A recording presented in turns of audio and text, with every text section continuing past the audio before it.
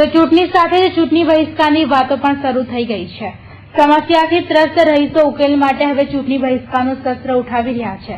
સમા વિસ્તારના વાલ્મીકનગરના રહીશો પાણીની સમસ્યાથી હેરાન પરેશાન થઈ ગયા છે।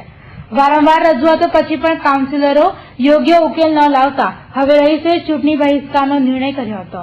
રહીશો દ્વારા તેમની સમસ્યાનો ઉકેલ નહીં લવાય તો ચૂંટણીનો બહિષ્કાર કરાશે તેવી ચીમકી ઉચ્ચારવામાં આવી હતી। જ નથી ડબલ એટલો લે છે ને પાણી આપતા જ નહીં અમને બિલકુલ। કેટલી વાર જઈને રજૂઆત કરી રંજનબેનના ત્યાં પણ એ કોઈ સમૂહ જોતા જ નહીં। કોઈ બી કામ હોય તે મન પર લેતા જ નથી। કેટલા સમયથી આ તકલીફ? ઘણા સમયથી છે। આ તો આજનો નથી, 5 વર્ષથી પાણી આવતું ઘણા સમયથી છે આ તકલીફ, પણ એ લોકો કોઈ અમે જ નથી એ કરતું, ધ્યાન પણ નથી આપતું। અને ઇલેક્શન આવે ને ત્યારે અમે જોવે છે, વચ્ચે મળે તો હસે છે, પછી કહે છે તમારે અહીં આવવાનું નહીં।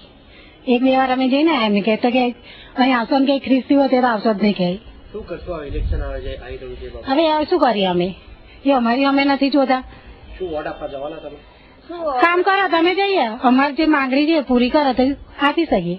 તો હું 10 વર્ષથી અહીંયા આવી છું, પણ કોઈ દિવસ અહીંયા આગળ નથી પાણી કે નથી રોડ કરી જાય છે, વગન કાપનું વધારાનું કાપી જાય છે, સામે વધારે કાપવાનું હોય છે ત્યાં નથી કાપતા અને આ બાજુ કાપી જાય છે। અમારે 18 મીટર રોડ જોઈએ છે તો 18 મીટર પૂરો આપો। અમારે દિલ્હીનું નથી જોવું, ભાઈ તું દિલ્હીમાં આવે કે ગમે તે આવી, એ અમારે નહીં જોવાનું, પણ અમારે એક જ વાતનું કે પાણી ફૂલ આપો અને રોડ ક્લિયર કરો। તો બીજી બાજુ મકરપુરા મારુતિધામ પાસે આવેલ વિમલનગર સોસાયટીના રહીશોએ પણ પાણીના કકળાટ મુદ્દે ચૂંટણી બહિષ્કારની ચીમકી ઉચ્ચારી હતી। વિમલનગર સોસાયટીમાં ઘણા સમયથી પાણીનો કકળાટ છે। વિમલનગરમાં નૂરમાં આવાસોને આપતા પાણીના કનેક્શનનો પણ વિરોધ થયો હતો। રહીશોએ પાણી નહીં તો વોટ નહીંના નારા સાથે ચૂંટણીના બહિષ્કારની ચીમકી ઉચ્ચારી હતી।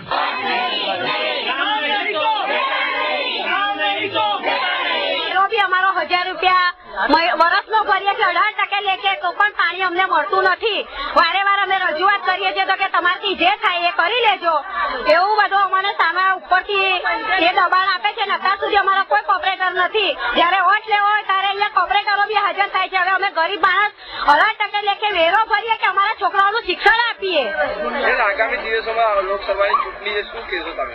અમે ચૂંટણી આવશે, અહીંયા કોઈ પણ આવશે તેમને પહેલે કહીશું કે પહેલે અમારી જે સમસ્યા છે એને પૂરી કરો, પછી તમને આગળ કઈ વિચારીશું। તમારા લીધે ઘર સુધી અમે એમને વોટ નહીં આપીએ।